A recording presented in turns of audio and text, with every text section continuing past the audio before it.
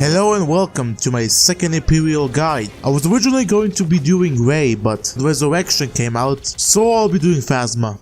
Now before we start, I wanted to ask if you guys could show me some support since these videos take me like 4 days to make, which isn't that much surprising considering that each episode of my operator guides took me a week to make since there's a bit of research I have to do whilst these don't require as much as these did. But I still have to do something to inform you guys. Alright, back to the subject. So Captain Phasma is a brand new villain that was added on the Last Jedi DLC, also known as Resurrection. I'm going to show you a few tips and tricks on how to play with Phasma and how to rank up those kills to 11. Let's start with her weapon of choice. She carries the Sunblast F11D blaster, which is a fully automatic blaster with a scope attached to it, which has a heat signature as well, meaning you could see people in the dark fairly easily. Now, time to kill with this weapon takes around 5 to 6 shots to kill a trooper, 3 or 4 if it's a headshot. It depends on the trooper since each class is different. As for heroes, I didn't test that out since they all vary and they all just want to kill me. Fire rate on the F11 is around 600 blasts per minute. I didn't want to say RPM since these ain't bullets we are talking about. If it's a continuous fire, it'll take around 3 seconds to overheat the weapon before you have to cool it down. Why don't they just ask Cooler Master to cool down the weapons? Probably cause blasters aren't so cool to them. Now let's go for the abilities.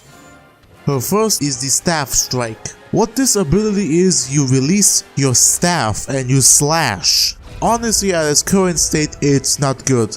Cause damage wise, it isn't very hard, plus it's super slow. And you only get like 3 strikes before you're waiting for a cooldown.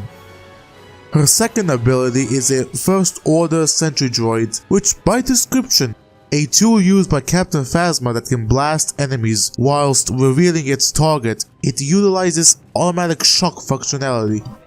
Basically a shock sentry that damages the enemies in a close proximity of about 4 to 5 meters. This is a fine addition for a more uncivilized age. Her last ability is Survivalist. This is basically a health boost that you can use and boost your HP up to 900.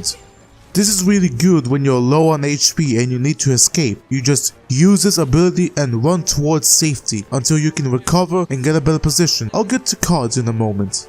Now, how I recommend playing Phasma. I wanna say support, but I don't see any supporting roles apart from the sentry, which I haven't gotten a single kill with it. I would use her as a flanking class because her blaster isn't that efficient, but I can mow down multiple enemies if I wanted to.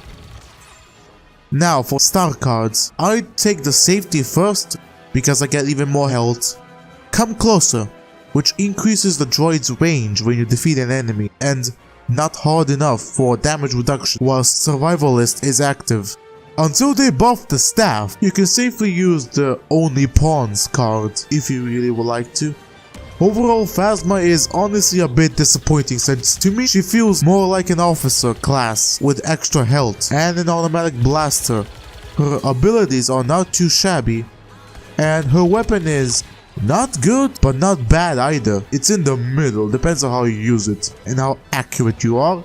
Now, if you want to support my work, make sure to leave a like and subscribe down below. And click on the notifications since I'm trying to post as much as I can right now. And so you don't miss out on my content. Which one is it gonna be, Rey or Finn? Comment down below.